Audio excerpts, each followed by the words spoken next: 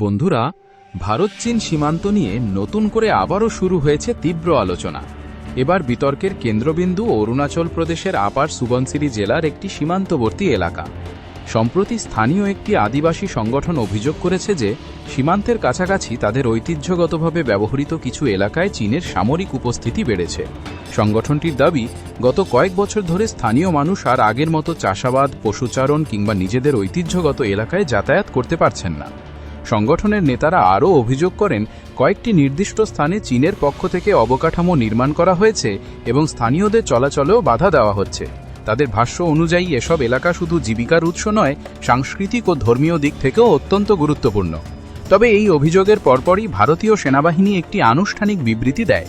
সেনাবাহিনীর দাবি, অরুণাচল প্রদেশে চীনের স্থায়ী সামরিক ঘাঁটি তৈরি কিংবা ভারতের ভূখণ্ড দখলের যে খবর ছড়িয়েছে তা সঠিক নয়। তাদের বক্তব্য অনুযায়ী ভারতের কোনো ভূখণ্ড অন্য কোনো দেশের দখলে যায়নি এবং সীমান্ত পরিস্থিতির ওপর নিয়মিত নজর রাখা হচ্ছে। এখানেই তৈরি হয়েছে বিতর্ক। একদিকে স্থানীয় বাসিন্দাদের অভিযোগ, অন্যদিকে ভারতীয় সেনাবাহিনীর স্পষ্ট অস্বীকৃতি। ফলে প্রকৃত পরিস্থিতি নিয়ে নানা প্রশ্ন উঠছে।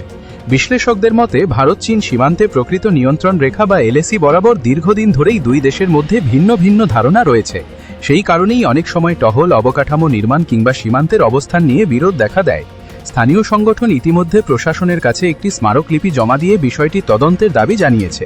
অন্যদিকে কেন্দ্রীয় সরকার ও সেনাবাহিনী বলছে, দেশের সার্বভৌমত্ব রক্ষায় তারা সম্পূর্ণ প্রস্তুত এবং পরিস্থিতি নিবিড়ভাবে পর্যবেক্ষণ করা হচ্ছে। সব মিলিয়ে বলা যায়, বিষয়টি এখনও বিতর্কিত। এক পক্ষ গুরুতর অভিযোগ তুলেছে আর অন্য পক্ষ সেই অভিযোগ পুরোপুরি অস্বীকার করছে।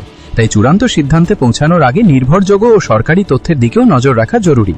এই ঘটনাটি নিয়ে আপনাদের মতামত কি, নিচে কমেন্ট করে জানান।